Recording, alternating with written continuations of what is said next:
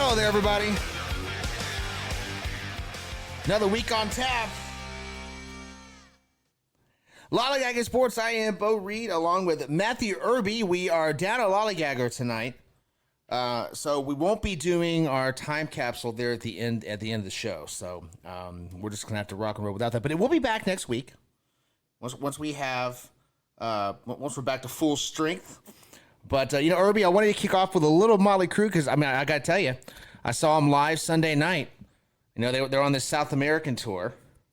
Now they're back. They were back for one night in Hollywood, Florida, which is about 45 minutes down the highway in a casino. And I'm still pumped from that show, so I thought I would just bring out some Motley Crue to get us going. And with no time capsule, you can't try and tell me that I was telling you the year, because I was not. Oh, I see what you did there. Yeah, well done. Yeah, hey, no, good stuff. Glad you enjoyed the show. Always like do. you said, yes, down a lollygagger. Everyone know that, yes, Samantha will be missed. She's not here. She did not get Zeke Elliott and get cut because she's getting paid too much. Don't worry. I can tell you, living in the Dallas area, that there are some concerns that Jerry is tied up somewhere. Yeah. Because the Cowboys have been actually making some smart moves the last couple days. I'm really glad we're in our football hiatus because I've been trying for the last 24, 30-ish hours to properly articulate my reaction to what Dallas has been doing. And I'm not there yet. I don't know how this is happening, but you're right. They are actually making some pretty good moves that are a little surprising. But we'll find out what happened to Jerry soon enough. He did put out that statement about Zeke today, which everyone saw this coming. It's not a shock. Everyone knew that Zeke was going to be a cut because there's no way with the production that they were getting out of him that they were going to actually pay him that $10 million cap hit. So not a surprise, but we've got quite a bit of time before we talk about football again. But what we do have to do, though, Irby, before we get into our AL West preview, is it's that time. We just had a very thrilling weekend of college basketball, and I'll be honest with you, I watched more basketball this weekend than I have in quite some time. I watched back-to-back games on Saturday. And I watched another couple before we went to the concert on Sunday. Now, is this going to magically make my bracket better? Of course not. Not a chance. In fact, it probably made it worse. Because I started looking at teams differently than maybe I should have. Because they had a good Saturday and a good Sunday. So it probably made it worse. But we're going to get into where our brackets end up. Obviously, we're not going to go through every pick because that would take us 3 or 4 hours. And we don't have that kind of time, but I would like to know, and I will share mine with you as well. And next week, what we can have to off the top see what Samantha's Final Four is. But what is your Final Four? How does your bracket shake out this year? You know what? This is actually a fun tournament I'm looking forward to because we don't have, as we have in previous years, the big. There's not like somebody that should take care of business. We look at. And it never happens. Last year was a great example. It was supposed to be Gonzaga's show, and the rest of us are just living in it. And then that didn't happen. So this one's fun because there isn't anybody pulling away. Alabama is the number 1 overall seed, and they are a solid 1 seed. But in the South, I don't have them coming out of there. No, I'm believing in the Pac-12 champion Arizona Wildcats to come out of the South. Really? I like Bama. I like Bama getting to that that Elite Eight game, but I have Arizona outdoing Alabama in that Elite game in the regional championship in the South. Ooh. The next one, we're going to go pure homerism, so I will tell you about everybody that should be doing well. It's a tough bracket in the Midwest. Houston is no joke. Houston is a legit basketball team. Houston will get past the Sweet 16. There is a little bit of concern. Watch this one. If you like to have some fun there, watch Miami. Mm-hmm. If Miami can survive Drake, which is not a slam dunk here, Drake's not a bad team, and I always love those 12s. Mm-hmm. Miami, their shooting ability could hang with Houston, and Miami could get Houston. I don't have that. I have Houston getting there, but I'm pure homerism in this one, and I've got my Longhorns getting past Colgate, getting past a game that we were going to love between the Aggies and the Nittany Lions here, and then surviving whatever comes there. I have the Longhorns taking out Houston, just the defense making the difference coming out of the Midwest. Down in the West, this one's a fun one here. Of the 1, 2, 3, and 4. Well, you want to talk about basketball royalty the last 2 decades. Kansas 1, 2, UCLA 3, Gonzaga 4, UConn. How many times have we said those names over and over again? I kind of hope it is those 4, just because that's fun basketball right there. But in the end, oh boy, this is the Longhorn fan of me hates this. I've got Kansas coming out of there in the West. Wow. I like UCLA as well. Gonzaga, I really hope Gonzaga UCLA plays, just because those have been the powerhouses out west all season. So it'd be nice to see those two bang head to head. But yes, I've got Kansas surviving there. And in the East, we've seen so many people run with the popular Duke pick. Yeah. I don't know if you've noticed. I heard it. Everybody's loving Duke, and I like this Duke team. I just don't have Duke getting out of the first weekend. I think Tennessee gets them. Really? Yeah, I get it with Duke, and Duke could absolutely win this bracket. But this one, oh man, this is the one I'm going to go out a little bit on a limb, and maybe it's a little bit of the Big 12 was legit. Oh, you're going K-State, aren't you? K-State. I've got 3 Big 12 teams in the Final Four, so in a heartbeat, I can't be the one there. Look, I like Purdue. Purdue's been one of the good teams all season. Purdue's red flags scare me, and it's what kind of threw me off, and it's why I can see why Duke beating them, even Tennessee. I would not be overly shocked with what Purdue has and what they went through last season to see Purdue come out of here. Absolutely not. I'm just not going to pick it. K-State. But in the end, I've got the Longhorns and the Arizona Wildcats playing in the national championship. Ooh. Wow. Okay, so there's just some nuanced differences here, because I also have the winners of the South and Midwest in the championship game. I just differ with you on some of these. So let's start with that South region. I have Alabama and Arizona in the Elite Eight. I just have Alabama coming out of the South. So I have That'd be a fantastic basketball game if we get it. Oh, absolutely it would. I absolutely agree with you with Houston and Miami, so much so that I have Miami beating Houston in the Sweet 16. Ooh, well done, Bo. I have Miami beating Houston in the Sweet 16, but I also have them losing to the Longhorns in the Elite Eight. I have Texas coming out of the Midwest. Now, that's going to break my bracket or make my bracket. We'll find out here over the next couple of weeks. The West, clearly I agree with you, because my Elite Eight matchups out of the West are Kansas, UConn, Gonzaga, and UCLA. I have UCLA coming out of this over Kansas in that Elite Eight matchup. Another good. Boy, the lineup of this is great how well we're done, so we definitely know none of this is going to happen. Yeah. All right. And then the East, I've got Duke making it to the regional final. I do. Okay. But I have them losing to Marquette. I like Marquette coming out of the East.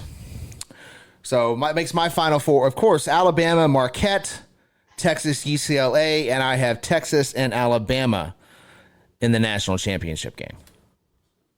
Like that. So on the spot, I'm going to throw this at you and see how you respond. Do you have a double-digit team? We always love seeing the double-digit team that can reach, maybe not the regional final, but get at least a couple wins in. You got one that you're like, you know what, this is my Cinderella? That's a good question. I've really struggled. I guess probably the closest one I've got that Charleston squad coming out of the San Diego matchup. They're my 12, and I have them losing to Virginia in the next round. I really, I don't think I do. I went really chalky with my brackets. Really chalky. There you go. I mean, I didn't. I mean, I love to pick the upsets, and I've got some upsets in here. I mean, I've got Boise State over Northwestern. I've got, let's see, I've got Providence beating Kentucky in the first round because I'm not sold on that Kentucky defense whatsoever. I think FAU can surprise some people against Memphis in that first round game. So I've got some upsets, but they don't go all the way into, say, the Sweet 16. So I really don't have a run. What about you? What do you have? You got to have one. So you threw one good one. I like that Charleston squad as well. They could give Alabama a run for their money. You mentioned FAU. I like FAU, but Memphis. You remember Memphis just beat Houston in that conference championship game. That's a Memphis squad that can beat Purdue. I'm not calling it, but that's one of, if you're risky, if you're more riskier than me, go for that one. I'm real curious, and could be make or break. We always see. Not always, but sometimes we see a first four or last four that are playing last night and tonight move. Nevada. If Nevada can beat Arizona State tonight, they could make some noise. But the one I'll go with is the one I kind of talked about a minute ago, the Drake Bulldogs. If they can survive Miami, I feel good about them against Indiana and having Drake go up against Houston. So Drake's the one. Yeah, Drake and Charleston. Those are the twos that I kind of like. I tell you what. I mean, it really does look like it's going to be one heck of a fun tournament to me. Well, and that's the thing is it's because we don't have these are good ones. These are solid twos. This thing is all over the map, and that's why whenever this happens, I always love Thursday and Friday we get some double-digit wins. It's great. As long as the 1 through 4s kind of are all playing in the next round, because when that happens, I know it's not as exciting, but the second weekend when that happens, when it's chalky, that second weekend can get some really good basketball. Absolutely. Okay. You know what? I'm not going to put you on the spot and ask you your champion, mainly because I don't want to reveal mine either. So now watch next week. Samantha will be back and she's going to make us. She's like, who's your champion? Well, they're already out. That's how that'll go. All right. Anything else on the tournament here, Irby, before we get into the AL West preview? No, just excited to do it. Excited to watch. Fill out your brackets. Sometimes picking the best colors are the best things to do. All right, here we go. The AL West preview. Boy, we only have 2 divisions left. We're down to the AL and NL West. That's how close opening day is, right? Like I'm watching one of the final pool games in the WBC while we record the show. Just a reminder, we record the show on Wednesday nights most weeks. Have it ready for you on Thursdays. So when you hear us say tonight or hey, I'm watching this WBC game, that's what we're talking about. But regardless, I've got that on. We're about to be out of pool play. We're going to get into the nitty gritty of the WBC. So the regular season is upon us. It's really, really close. But for now, let's focus on the AL West. So we got to start off with those Astros down in Houston, Irby, who won 106 games last year. Fangraphs has them projected for 90 wins, which I find interesting because that is a 16-win drop for Houston. Now, of course, we've said this numerous times. It's not it's the balanced schedule now and blah, blah, blah, blah, blah. And they lost Verlander, but they're still bringing back relatively the same team. You've had some players swapped out here and there, but it's still basically the same team that won 106 games a year ago. And this is an Astros team that could probably benefit from being more balanced because the AL West has gotten better. I don't see where they lose 16 wins to drop all the way to 90. I'm having trouble with that. Do you have any idea here? Because I can't figure this out. Why would they drop from 106 wins to 90 when really all they lost was Verlander, and with that young pitching staff, they're going to be just fine? Yeah, I don't like this one at all. This almost feels like the product of when you were, a little over a month ago when we're handing out 90-plus wins to all 5 teams in the AL East. It's somewhere you got to take it away, and it's almost like that's what you did here, and that's not how this works. Just because you're taking it away there, I don't see it either. I'm with you. I do think there's a step backwards, it has less to do. Yes, I mean Verlander gone. Sure, that's a step backwards. Like you said, this is a good young rotation. I'm for the few. Framber Valdez is proving to be their number one guy, and he can be that guy. So, yeah, the rotation's fine. Like, this is not a bad rotation. This is still a really good rotation. This is a playoff-worthy rotation and bullpen and lineup and all those things. And the outfield's basically the exact same. The infield, like, all you're changing is dropping Gurriel for Abreu. And so, yeah, I don't understand where you're getting the losses aside from the next 4 teams we're going to talk about, which it's really 3 teams because it's not Oakland. Spoiler alert. I don't think that's really a spoiler alert. But okay. Yeah, I know. Even for Oakland's like, yeah, we know who we are, or do they? It's because you're getting a little bit, the division is getting a litlittle bit better.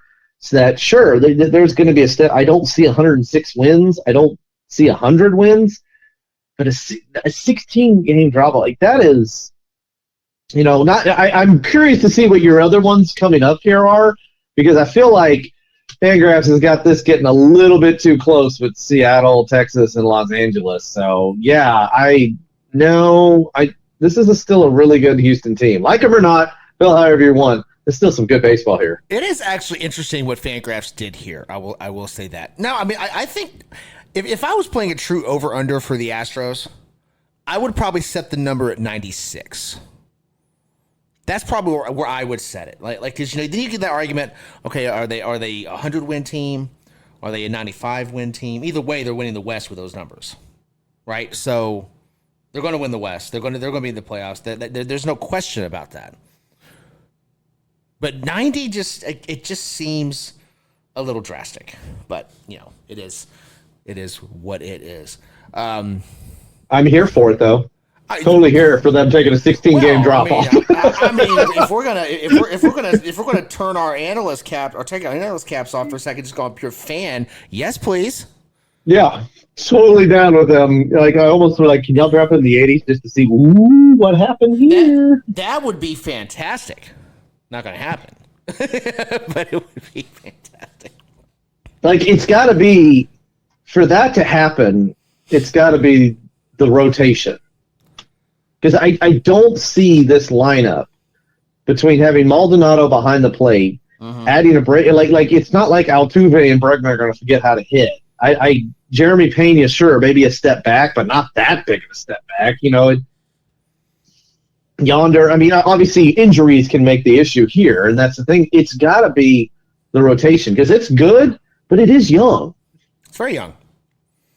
It's very young, but as young as it is, there's some serious service time in place already. I think Urquidy's at 3 years? Valdez might be the youngest, but I think he's got a couple years now. I mean, yeah, it's young, but they came up young. They've been in the league for a year or two now. Like, it's not like they're breaking in rookies. So, I don't know. It's almost like they took all of Verlander's wins and took him out of the Astros column because apparently that's how it works. Well, it's not how it works. But he didn't even pitch all of last year. That's what's crazy. This is, but whatever. Yeah. So we're going to do over-under. I'm fairly certain I know what yours is. Over-under 90 wins. I want to say under, but no, I'm going to go over. I don't. I just can't. Like I'll will it into the universe, but no, I don't see this team. I think your 96 is a solid number. So yeah, that right in there. I don't have it at 100. They won't get to 100, but they'll be in the mid to upper 90s. Yeah, I think they fall at 96, 97, maybe 99. Yeah, I think that's where they're at, which is probably going to be good enough for the top seed in the American League as well. All right, number 2. Playoff team for the first time since we were in college. The Seattle Mariners projected for 85 wins by Fangraphs. 85 wins. So let's talk about the Mariners here for a second before we get into the over-under. They finally make the playoffs. First time since 2001. You would think they would have followed that up with something, right? Because obviously the team wasn't good enough. They got trounced in the playoffs. right? They make it out of the wild card round, which is all great. That's all fine and dandy. But then they ran into Houston and got steamrolled by the Astros. Started with that, late game heroics in game one that just seemed to tank the entire series, right? You got to get better than that if you want to do more than just make the playoffs. And we've always wondered this, I think, with Seattle. Is just making the playoffs enough for that baseball team?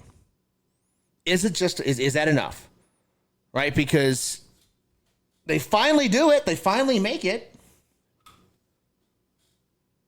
And they've done nothing this offseason to make it better. In fact, they may have made it worse. So what are you doing, Seattle? I think is my question to you, Irby. I know that's a difficult question to answer.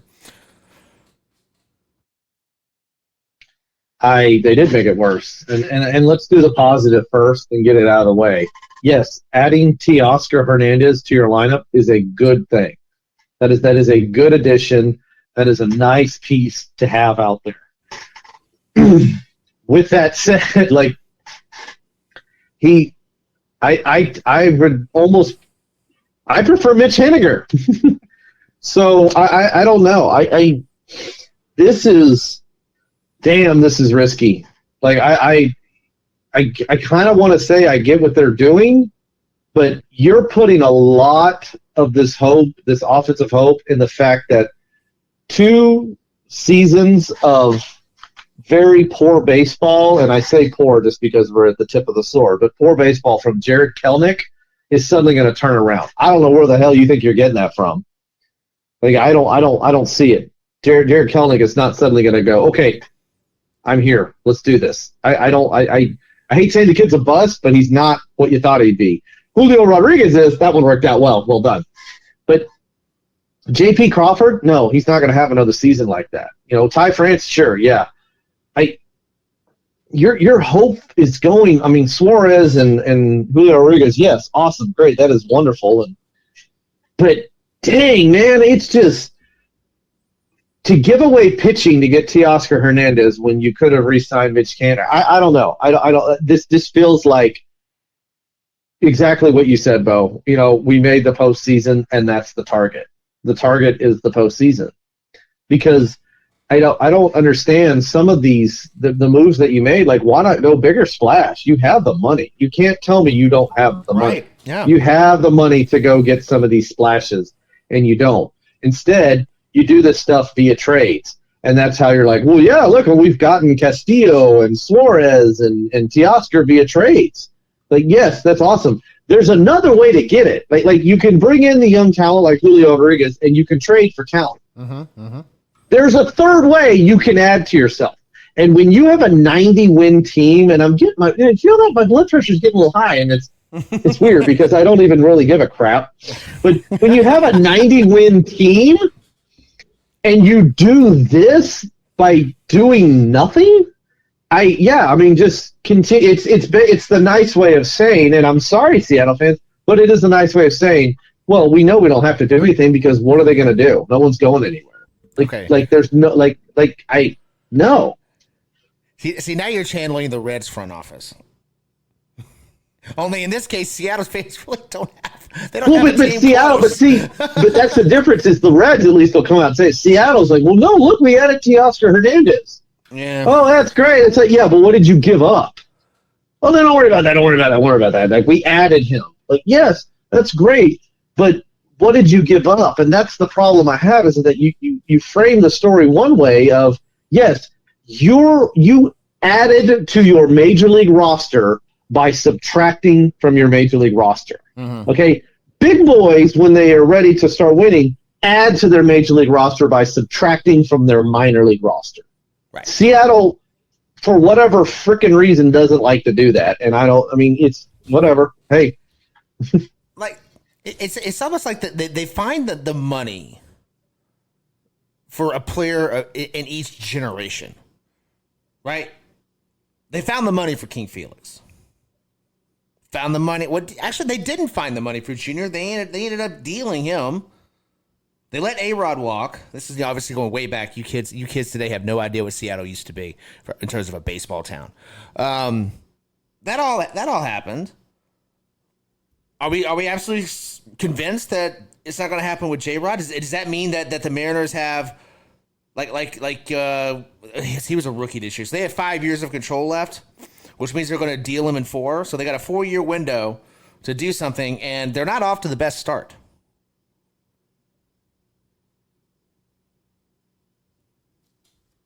No, yeah. I mean, no, you're right, and we can sit here today, and you can look at somebody like Julio and go, "No, he's not going anywhere," and not, and no, well, they've got longer because remember he signed the long-term contract. That's right, he did. He did. Thank you. I thought that. Okay. Yeah, so he's. That's right. But then there's the thing. That's what's crazy, and so this is where your point, and I'm glad you almost said it that way, is because yes, everybody listening, yes, we realize that. He has signed this long-term contract basically paying him $20 million a year, and then he's got, $5 $18 million player options, blah, blah, blah, blah, blah. Yeah. That's exactly what happened on paper. But here's, there's paper and then there's real life, and here's what Seattle does. And Seattle is going to be looking at that and going, how can we move on from that? And I know that is crazy to say right now, and right now there's no signs pointing at it, but history repeats itself, and that's what I'm looking at. Is if you haven't won something in that timeline, you're going to be looking on how can we move on this and get something else. And that's, because it's Julio Rodriguez should be here a while.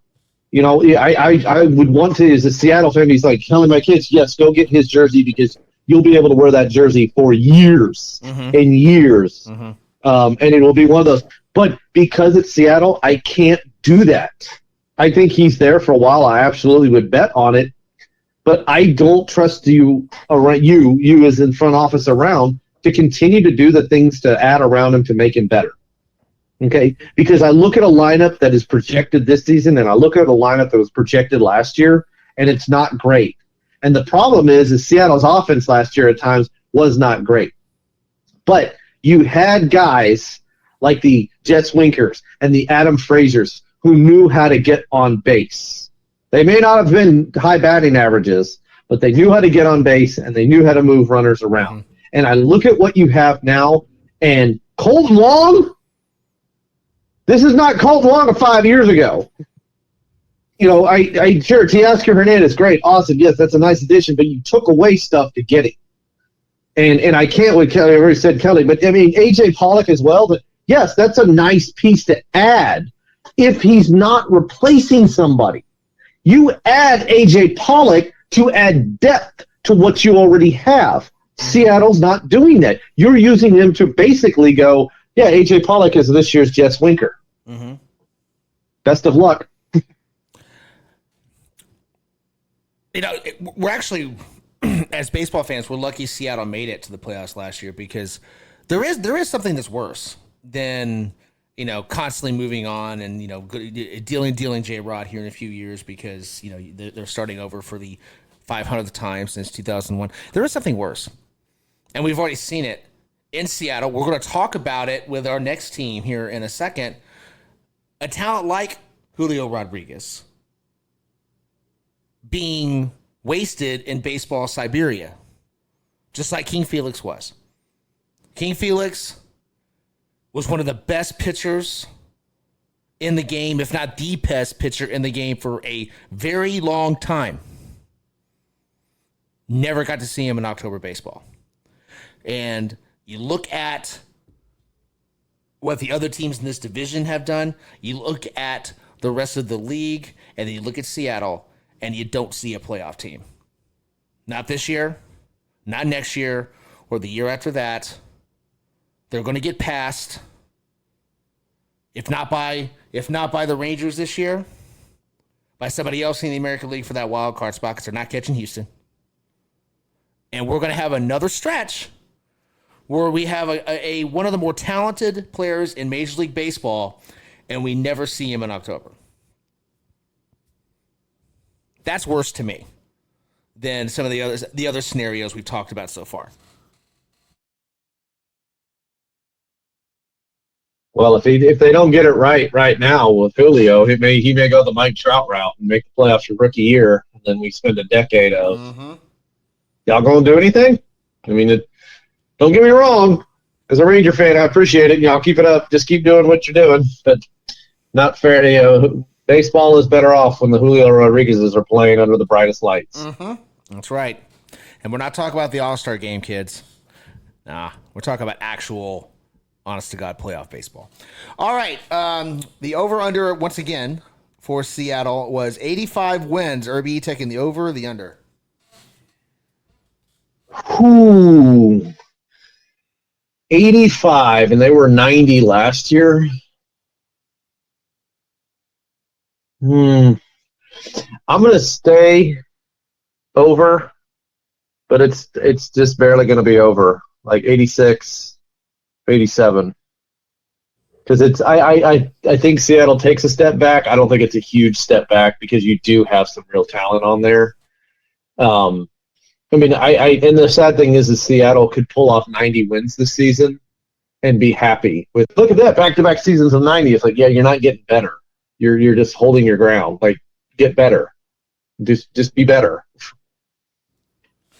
I think 85 is about right. But if I have to go over under, I'm going to go under. I'm going to do 84. I'm bullish. Oh, wow, going under. Yikes. Wow. Yeah, I'm just not buying it. I'm not buying what you're selling up there in Seattle, Mr. DePoto. I'm not buying it. All right. Next on this list, as I just previously teased a couple of minutes ago, we're going to talk about the Angels here. I don't think, Irby, that this is going to be a year where the on-the-field product can distract from the fact that this is Ohtani's walk year. So let's just talk about Ohtani's walk here, shall we? Because you got the greatest player any of us have ever seen in Ohtani. Just because of his ability to pitch and hit and play the outfield. This is the type of stuff we don't see anymore because baseball is very specialized. He's on a team that he's been with. This is his 5th year. All 5 years they've underachieved. All 5 years his talent has been wasted in an organization that badly needs new ownership to stop spinning their wheels and actually come out of the mud that they've gotten themselves into. They're not going to trade him. I think that's pretty obvious to everybody, even though in terms of the organization and rebooting that farm system and getting some real talent in, maybe they should. But, Samantha has said this many times in our off-the-air chats, and I agree with her. You're not going to get the value you need. So the Angels are kind of stuck. They're going to have to just enjoy Ohtani for one more year and then watch him sign somewhere else. But that's really the only talking point when it comes to the Angels this year. What was their big signing? Was it Anderson? They didn't really get an upgrade in their rotation. They just got a guy. What else have they done? Really nothing. Coming off a year where they started off hot and then turned into a pumpkin about May. So maybe, just maybe, they'll put it together and make a run in Ohtani's last year. But from my vantage point, man, it looks to me like we're about to get Ohtani, hopefully on a contending team so we can see him in October baseball. Because it's not happening in Southern California, at least not with the Angels. Nope, it won't happen this year. Ohtani, I'm excited to see what happens. He won't get traded either. I think ownership, who won't move on from ownership, has made that very clear. In a weird statements that make sense, but for all the wrong reasons, and that's not me. That was Samantha's wording. Very well said. An ownership who is, he's a once in a generation talent. We're going to be so thankful to have had him. And that's true. And it's one more year of it. So enjoy it and all that. And then he's moving on, and he will probably stay out west, but he won't be an Angel anymore because the people close enough to him know that. I know Mike Trout said he, in the public, is going to do everything he can to keep him. Probably in private is saying something else. Yu Darvish, I'm sure, is someone he looks up to, is saying the exact same thing. There's absolutely no reason for him to stay. Like, why? Why? Nothing about this Nothing about this makes you think that they're about to turn this around. And it's, again, a fan of the next team that we're going to talk about, the Rangers. I love it because it makes it easier to compete against. But we joke about it on here about, here's the stuff I would do, all this and that. And in reality is if I was a general manager, I would probably cry myself to sleep most nights because as soon as you make a trade or something, they're like, oh my gosh, I hope this works out or I'm fired. Because it is an incredibly difficult job to do. And most of the time I can sit here and I know you guys are the same, like, if I was in that, I would do this and that. But this is one of those few times where I don't have a problem sitting here and saying that if you gave me control, and it can't do this year because you're screwed already. You're Titanic right now, and the boiler rooms are flooding. Mm-hmm. It's going under. It's all over. Earlier, before you hit the iceberg, before you're an idiot and didn't pay attention and keep lots of whatever, slow down. Earlier, if you'd have put me at the helm of the Titanic, or in this case, made me the general manager of the Angels, I could win with this team. If you can give me the number 1 and number 2 best players in a sport, I can win with that. Anybody should be able to win with that. Mm-hmm. So if I can win with that as somebody who does emergency management at a county level, which I love my job, but if I can do that, then the people here, there's absolutely no excuse. And let's make it even worse. Adding talent like Anthony Rendon, seeing the success that you saw last year from Taylor Ward and Jared Wall, I mean, come on. No excuse whatsoever. This is absolutely inexcusable what the Angels are doing. And if I'm a fan, I am beyond frustrated because Shohei Ohtani is going to walk. Yep. Because you can't figure out how to win with the number 1 and number 2 talents. I mean, we could go through sport after sport after sport after sport, and 1 and 2, you win.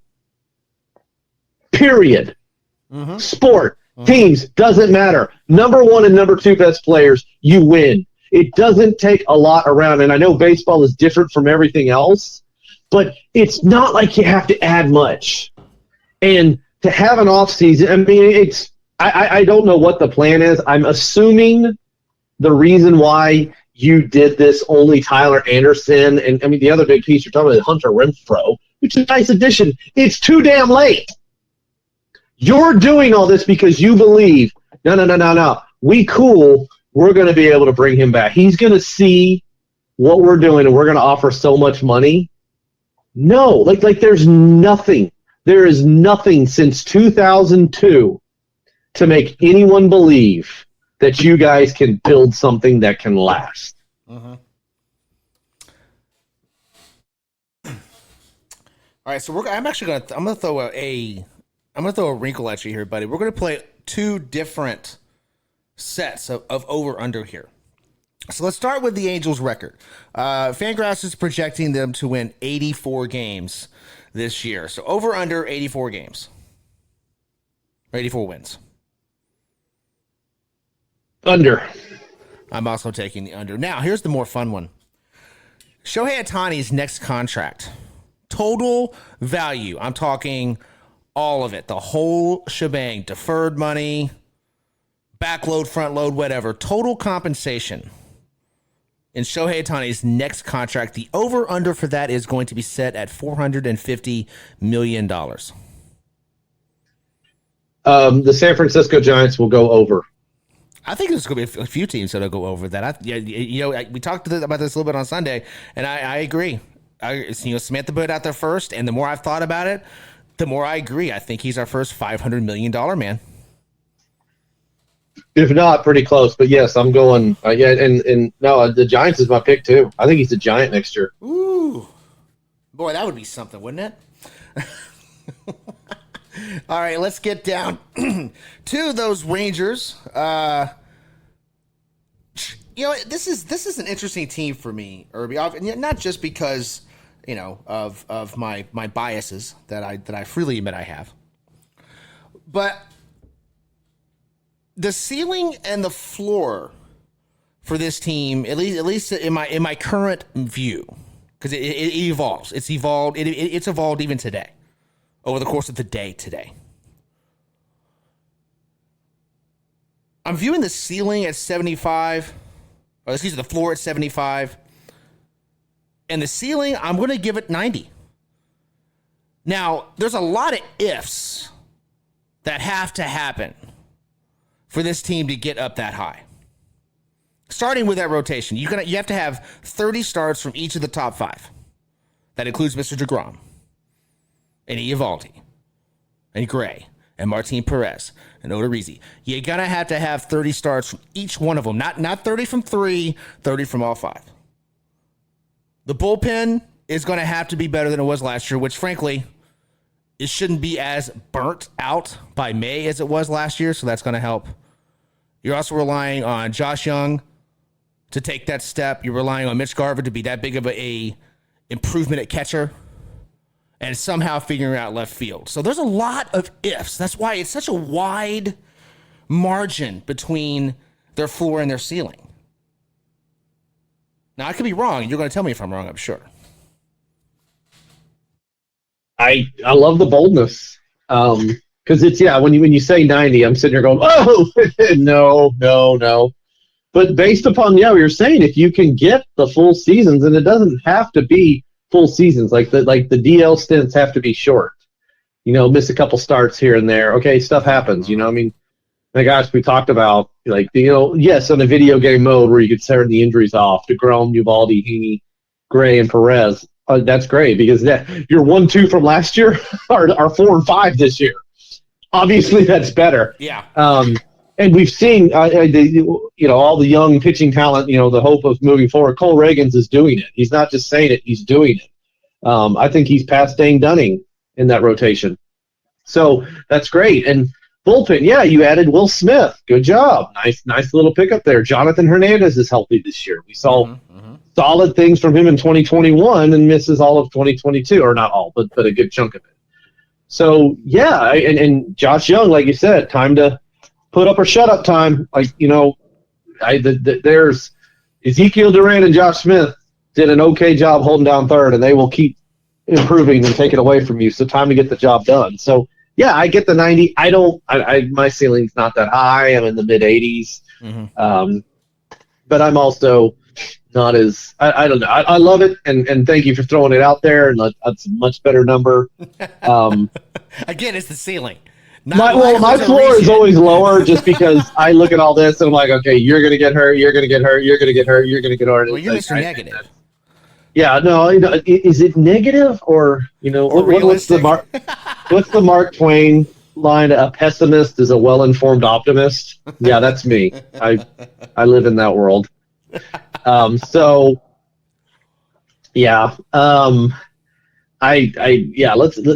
here for that 90 though.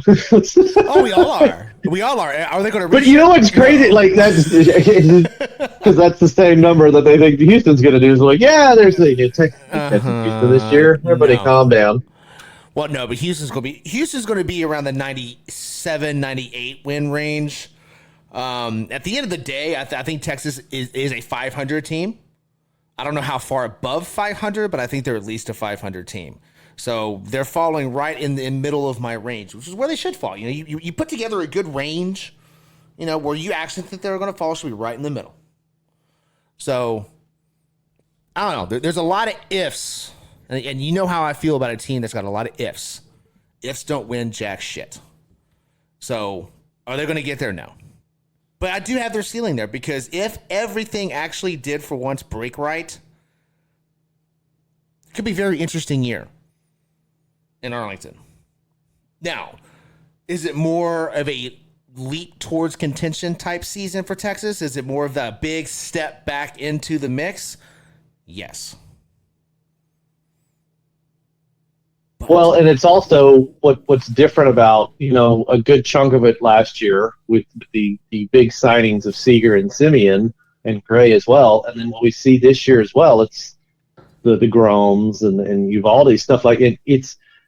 This isn't a team full of one-year deals. Yeah, you've got like Robbie Grossman, who might be making noise, Will Smith, who's players that you're going to rely to get some innings, to get some at-bats, to knock in some runs, stuff like that.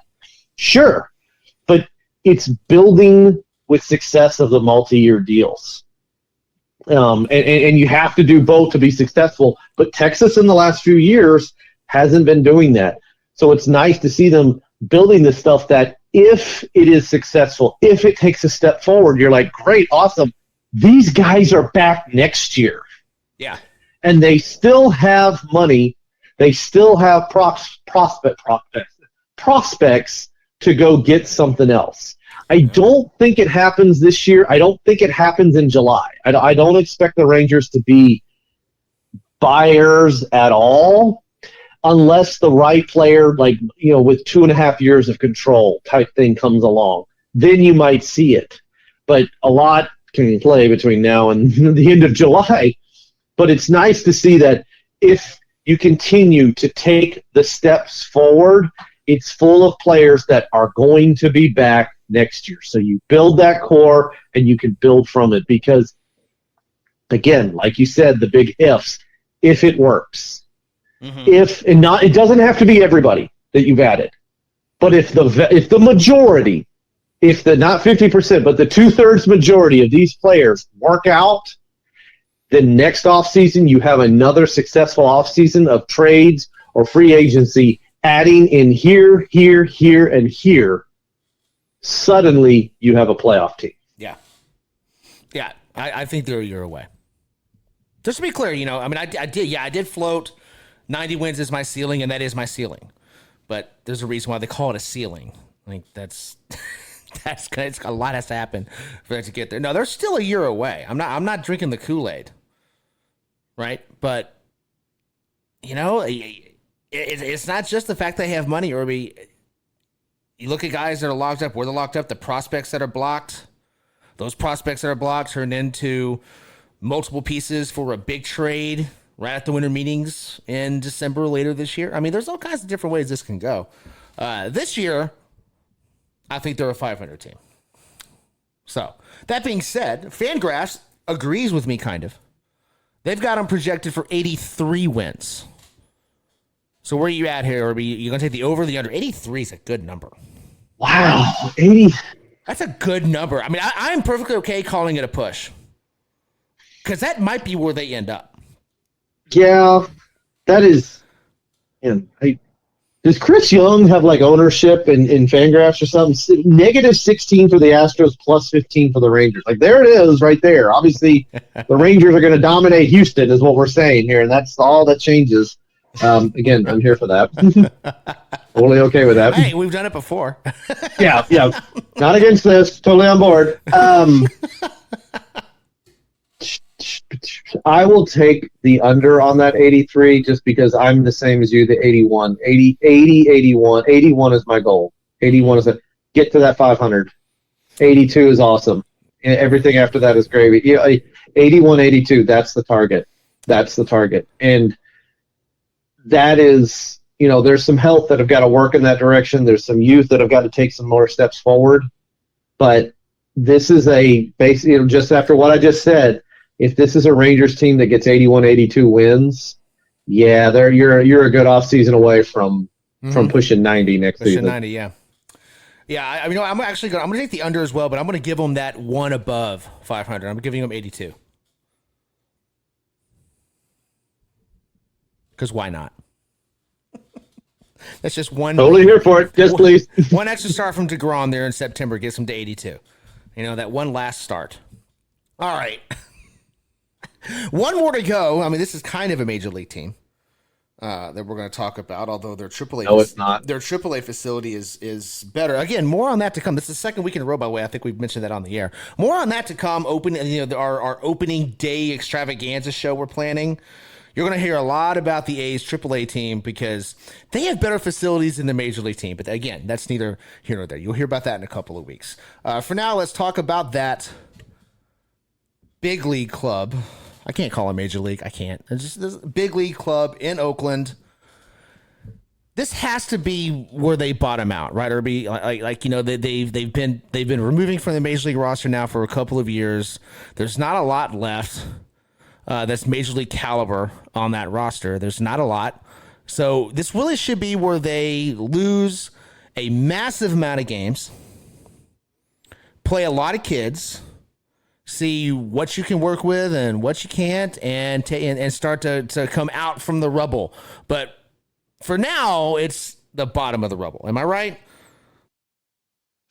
Yeah, based on trends of how these things work, Oakland baseball is very similar to El Nino, and it's very predictable of what years it's drought and what years we get floods. And this is the drought. Last year was a drought, 60-win team. Yeah, this is going to be another 100-plus loss team. This is another drought year, but this is that point where we start seeing names and we start seeing players that you go, ooh, ooh, because Oakland's the one that won't be afraid to trade to Seth Browns. Right.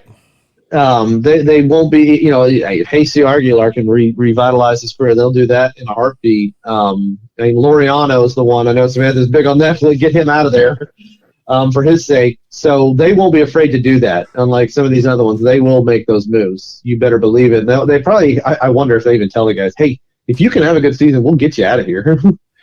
But yes, I think this is going to be the low point. And just how we see how the cycle works in Oakland, that this is as bad as it gets, and then we start 2024 is when you can start seeing the pieces being put together again. You almost have to hope, if you're an A's fan, that this is the bottom out year, because if not, then you're in for a couple of years of just awful baseball. It's just the type that's just hard to watch, and no matter how big of a fan you are, no matter how much you love the game and you love your team, so bad that even those can't watch it. Those fans can't watch it. That's where we're at with Oakland.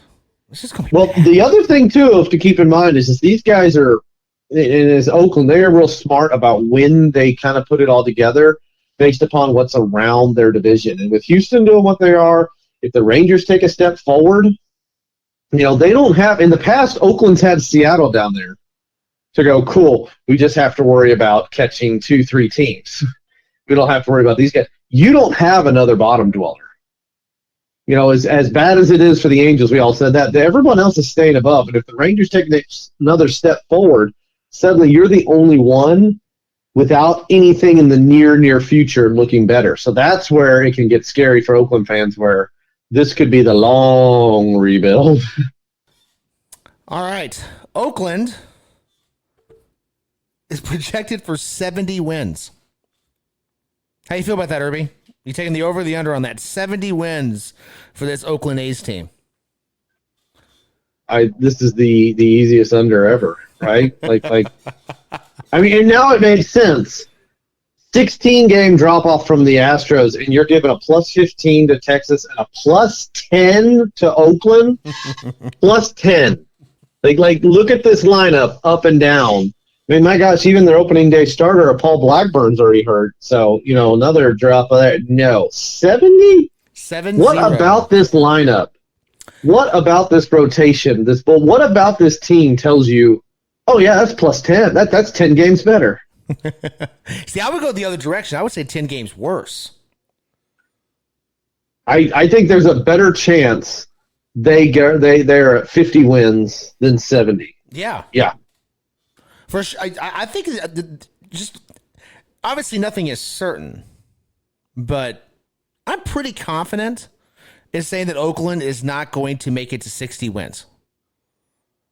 They're not going to do it. They're going to be worse than they were last year. I mean, if we didn't have the lottery anymore, I'd say that. Or if we didn't have the lottery, not say anymore. I would suggest, I would throw it out there that Oakland is your slam dunk #1 overall pick in next year's draft. That's how bad this team is. So for anyone to say they're going to get to 70, I'm not buying that. Even if they played at an awful division, I wouldn't buy that. No, your best chance of 70 is somehow getting Kyler Murray to show back up. I don't know if that would be helpful.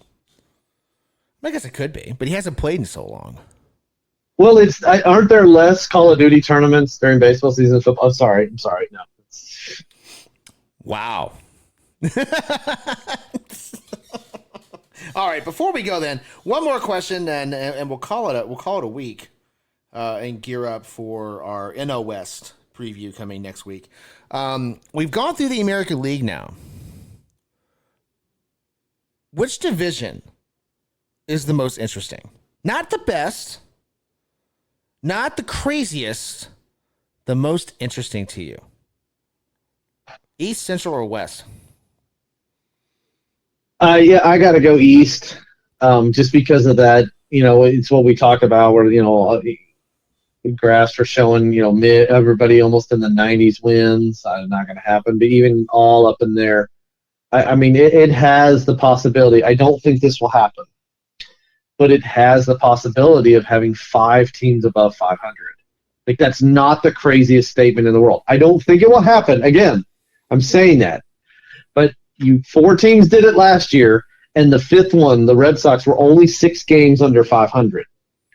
So you do have the possibility of having 5 teams. Like, it's not the craziest statement to say all 5 teams above 500, and that's just not something you see in sports, period, anywhere. So that's what intrigues me there, is that I think New York takes a little bit of a step back, and the Baltimores and the Boston, everyone's moving. Like the gap between 1st and 5th is not huge, and because of that, it really comes down to those individual series as they all play with each other. Because a few of them don't go your way, and I makes for a lot of fun on this end. I'm actually going to absolutely agree with you on this. Not necessarily because, all 5 teams above 500, that's kind of cool. It's the one division where you don't have a clear cut who is challenging last year's winner, right? We don't really know. We know someone's going to challenge the Yankees. We don't know which one, right? You look at the Central. Who's going to challenge the Guardians? If anyone does, it'll be maybe not the White Sox, maybe the Twins, right? But that's a different argument. That's 4 teams that you don't think have a chance to challenge that Guardians team. In the East, you actually have teams that can challenge the Yankees. We just don't know which one is going to actually challenge, which one's going to push them. It may even be a couple of them that push. You look at the West, Seattle's liable to come back. Texas isn't ready yet. The Angels are going to take a step back, and the A's are the A's. So the East, you really don't know who's going to challenge the Yankees. And that, for me, is very interesting. Because now I'm watching not just 2 teams in the American League East, I'm watching 4. I'm trying to pinpoint, right around May, June, July, which is it going to be 2 of those teams, 3 of those teams, or just one of those teams is actually going to challenge the Yankees? That's interesting to me.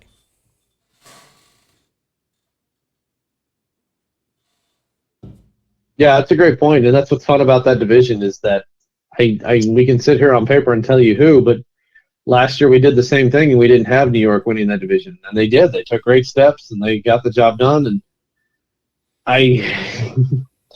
did they get better? Possibly. I don't think they're a 99-win team, and we talked about that, but everyone else there, it's the floor. That's a fun one. Like if we did floor and ceiling with all 5 teams, just to see the overlap and how many different combinations of 1 through 5 that we could have. Yeah, it's going to be fun out there in the East. All right, anything else on the West before we call it a night? And a week. No. It's fun to watch. Seattle, as hard as I am on them, I hope they do continue to take steps forward because it is better when guys like Julio Rodriguez are out there playing. Mm-hmm. But that's where you look at the Rangers, what they're building, and they have players like that too, that baseball is better if you've got October games with Jacob deGrom and Corey Seager and Marcus Semien. Yeah, and there's some young players throughout the league that are coming up about to make that name for themselves as well. So, all right. Well, no time capsule this week. That's okay. It's going to be back next week along with Samantha for our NL West preview. So we have that on tap for next week. 2 weeks from now is our opening day extravaganza. Man, that's how close we are to baseball season, guys. It's just a couple more weeks to our big opening day show. We do it every year. We love doing it every year. It's a lot of fun. But for now, we're out of here. Don't forget to like, subscribe, help us out with that algorithm for the show.